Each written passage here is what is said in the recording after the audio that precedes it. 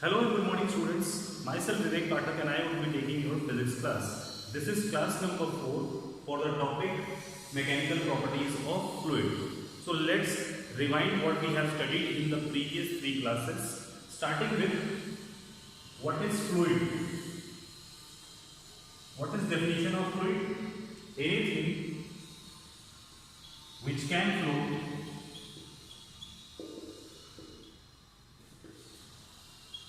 is fluid, right? So both liquid and gas are fluid because both can flow. But talking about idle fluid, only liquids are idle fluid. Why? Because they follow 2 criteria. One is incompressible and the other is non-viscous. So what is the meaning of incompressible? अगर आप ध्यान दीजिए तो gas को हम compress कर सकते हैं, ठीक है, लिक्विड को हम उतनी आसानी से कंप्रेस नहीं कर सकते हैं। तो वो लिक्विड जो कि इनकंप्रेसिबल हो वो क्या कहलाते हैं? Ideal fluid. What is non viscous? आपको पता है जैसे कोई 2 सॉलिड बॉडीज हैं, अगर उनके बीच में फ्रिक्शन है, ठीक है, एक फोर्स होता है जो कि मोशन को रेजिस्ट करता है, उसी सेम तरीके से 2 लिक्विड लेयर्स के बीच में भी एक फोर्स एक्ट करता है जो कि फ्रिक्शन फोर्स होता है, बट हम उसको लिक्विड में नॉन विस्कस बोलते हैं, या फिर कह सकते हैं फ्रिक्शन फोर्स को हम विस्कोसिटी बोलते हैं। तो ऐसे फ्लूइड्स जिनके बीच में 2 लेयर्स के बीच में कोई फ्रिक्शन ना हो उसको हम नॉन विस्कस फ्लूइड या फिर आइडल फ्लूइड कहते हैं। Okay, now moving to pressure. What is pressure? If I would ask what is pressure, then most of you will reply that force upon area is pressure. But ऐसा नहीं है। Perpendicular force upon area is known as pressure. या फिर हम ये भी कह सकते हैं कि thrust force upon area is known as pressure. Okay, बात को समझते हैं। Suppose ये एक surface है और यहाँ पे एक फोर्स लग रहा है, ठीक है, इस सरफेस के ऊपर, तो क्या ये फोर्स डिवाइडेड बाय ये जो एरिया जहां पे ये फोर्स लग रहा है उसको अगर हम ये मान लें तो क्या ये प्रेशर कहलाएगा? नहीं। प्रेशर क्या होगा? जो इस फोर्स का कंपोनेंट होगा, सपोज ये एंगल थीटा है, तो इसका एक्स कंपोनेंट क्या होगा? F cos theta, right? तो इसका वाई कंपोनेंट क्या होगा? F sine theta. तो हमारे लिए प्रेशर क्या हो जाएगा? एफ साइन थीटा अपॉन ए, ठीक है, इस केस में, क्योंकि हमें हमेशा परपेंडिकुलर फोर्स के ऊपर ध्यान रखना है और वही प्रेशर क्रिएट करता है, ठीक है। बात करें वॉल्यूम की। What is volume? Area into height is known as volume, right? तो कुछ कन्वर्जन्स हैं, जैसे 1 litre is equal to how many meter cube? 10 to the power minus 3 meter cube। Means हम वॉल्यूम को लेंथ में कन्वर्ट कर रहे हैं, तो 1 litre means 10 to the power minus 3 metre cube. Okay, तो इसी 1 लीटर को अगर हम सेंटीमीटर में लिखें तो क्या लिखेंगे? 10 to the power 3 centimetre cube, ठीक है। ये कुछ कन्वर्जन्स हैं जो आप अपनी कॉपीज में नोट कर लीजिए, इसका हम यूज करेंगे आगे क्लास में क्वेश्चंस करने के लिए। इसके बाद हमने बात की थी डेंसिटी की। तो डेंसिटी को हम डिनोट करते हैं रो से, और डेंसिटी होता क्या है? Mass upon volume. ओके, तो इसी तरह से स्पेसिफिक ग्रेविटी होती है। स्पेसिफिक ग्रेविटी ये क्या होती है? Density of any substance upon density of water, right? तो अगर पूछे कि रो की जो यूनिट होगी वो मास को हम डिनोट करते हैं किलोग्राम में और वॉल्यूम को हम डिनोट करते हैं मीटर क्यूब में। तो इसकी यूनिट हो गई Kn⁻³ किलोग्राम मीटर की power -3। Okay, what about specific gravity? Specific gravity की क्या यूनिट होगी? It is unitless. Why it is unitless? Because we are dividing density of any substance with density of water. So density and density will cancel out and it will have no unit. Okay. बात करें dimension की तो density की dimension क्या होगी? मास denoted by m and length denoted by l. So ml की power -3 and it is unitless, so its dimension will be no dimension because it is constant value. Okay, now we have discussed the variation of pressure vertically. किसी भी liquid में pressure vertically कैसे very करता है?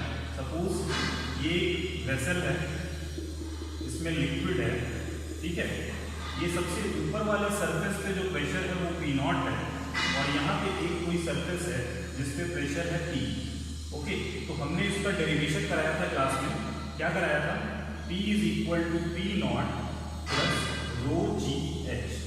Means इस liquid की अगर density rho है और यहाँ पे जो वाटर है, ठीक है, इसका हाइट कितना है, कितना नीचे है ये सरफेस h हाइट पे, तो ग्रेविटी लग रही है G, तो यहाँ पे जो प्रेशर P होगा उसका फॉर्मूला क्या हो जाएगा?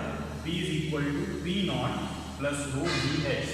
और अगर हम इसको ऐसे लिखें P - P0 that will be equal to ρgh। और ये क्या है? Change in pressure from top surface to the surface at which we are calculating.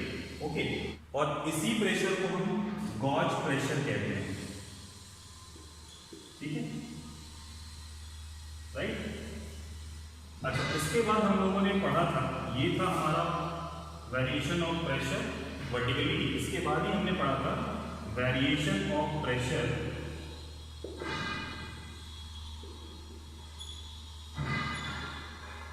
Horizontally. कहने का क्या मतलब है कि अभी एक वेसल है और हम इसमें किसी दो पॉइंट जो कि सेम सरफेस पे हैं, मीन सेम हाइट पे हैं, उसका प्रेशर कैलकुलेट करेंगे। तो यहाँ पे सपोज करते हैं प्रेशर P1 है और इस वाले पॉइंट पे प्रेशर P2 है, ठीक है। तो P1 और P2 सेम होते हैं। कैसे? इसका डेरिवेशन कराया था हमने। मान लीजिए एक सिलेंडर है और यहाँ पे प्रेशर P1 लग रहा है, तो ये किस एरिया में लग रहा है? A एरिया में, और यहाँ पे भी एरिया ये है, तो P1A = P2A। ऐसा क्यों? ऐसा इसलिए क्योंकि ये लिक्विड रुका हुआ है, तो ये जो पॉइंट्स हैं ये स्टेबल है, तो इनके ऊपर जो नेट फोर्स है वो क्या है? 0 है। इधर से जो फोर्स लग रहा है let it be F1 and इधर से जो फोर्स लग रहा है इट बी F2। तो F1 = F2 है because liquid is at rest. और इस सिलेंडर का एरिया सेम है, तो अगर हम ये और ये कैंसिल करेंगे P1 = P2, ये वैल्यू मिलेगी। कहने का मतलब क्या है कि एक सरफेस पे हर पॉइंट पे प्रेशर सेम होता है। फिर हमने पढ़ा था पास्कल्स लॉ, और पास्कल्स लॉ ये कहता है कि एक पर्टिकुलर हाइट पे लिक्विड में सारे ही पॉइंट पे जो प्रेशर होता है वो सेम रहता है, जो कि वेरिएशन ऑफ प्रेशर हॉरिजॉन्टली में हमने किया था। इसके ऊपर हमने एक डेरिवेशन कराया था जिसमें हमने ये प्रूव किया था कि Px pressure in x axis is equal to pressure in y axis is equal to pressure in z axis. मतलब प्रेशर हर डायरेक्शन में सेम होता है किसी एक पर्टिकुलर पॉइंट पे।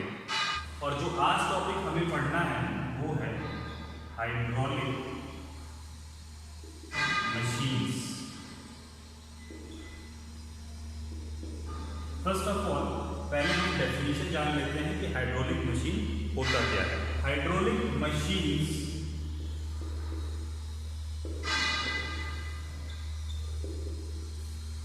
आर मशीनरी और tools that use liquid fluid power to do simple work.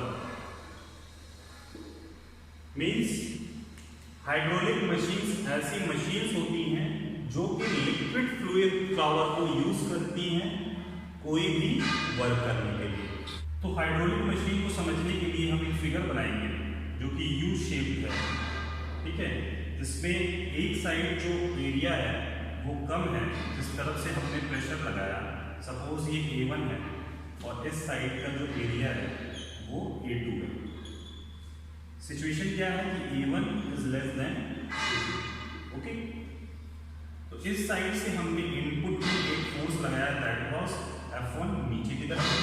तो हुआ क्या, ये वाला जो पोर्शन था वो F2 फोर्स से ऊपर की तरफ गया। सपोज यहाँ पे हमने कोई ऑब्जेक्ट रख दिया, ठीक है, एक कार रख दी, ठीक है। आपने देखा होगा कई बार कार वॉशिंग में हाइड्रोलिक मशीन्स का यूज किया जाता है, और इसके अंदर में क्या है, फ्लूइड। और कैसा फ्लूइड है, इनकम्प्रेसिबल फ्लूइड है।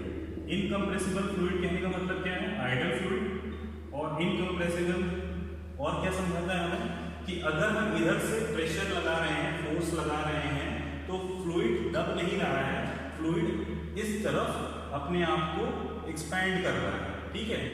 और पास्कल ने एक और बात कही थी कि the pressure applied to an enclosed incompressible fluid is transmitted unchanged. Please note it down.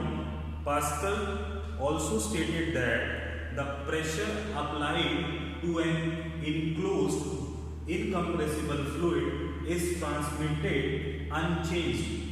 कहने का मतलब क्या है कि अगर हम एक साइड में प्रेशर लगा रहे हैं किसी इनक्लोज्ड मतलब क्लोज्ड वेसल में, तो वो प्रेशर जो है ट्रांसमिट होगा अनचेंज, मतलब बिना बदले हुए वो ट्रांसमिट हो जाएगा। तो इधर जो फोर्स लगा है वो ट्रांसमिट होगा F2 की तरफ। यहाँ पे क्या कह सकते हैं कि P1 की वैल्यू कितनी होगी, P2 होगी। क्यों होगी, क्योंकि पास्कल ने कहा कि अगर इनक्लोज्ड फिगर में हम प्रेशर अप्लाई करते हैं तो वो ट्रांसमिट हो जाता है दूसरे एंड पे विदाउट बीइंग चेंज।